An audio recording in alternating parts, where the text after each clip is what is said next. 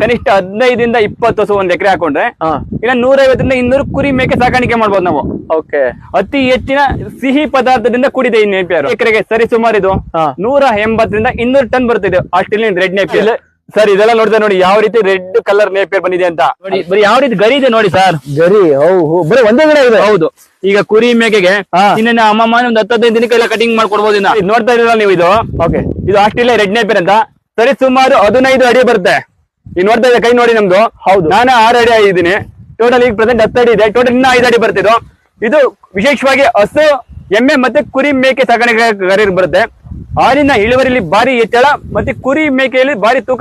Minimum ಒಂದ್ಸರಿ ನಾಟಿ ಮಾಡಿದ್ರೆ 10 ವರ್ಷ ಬರುತ್ತೆ ಸರ್ ಅಲ್ವಾ. ನೋಡಿ ಸರ್ ಇದು ಹೆಂಗಿದೆ ಅಂತ ನೋಡ್ರಿ ಸರ್. Super sir. ನೋಡಿ ಯಾವ ರೀತಿ ಇದೆ ಅಂತ. ಫುಲ್ ಶುಗರ್ ಕೇನ್ ತರ ಇದೆ. ಹೌದು ಸರ್. ಈಗ ಹಸುಗಳಿಗೆ ಹಾಕಿದ್ರೆ ಚಪ್ಪರಿಸಿ ತಿನ್ನುತ್ತೆ.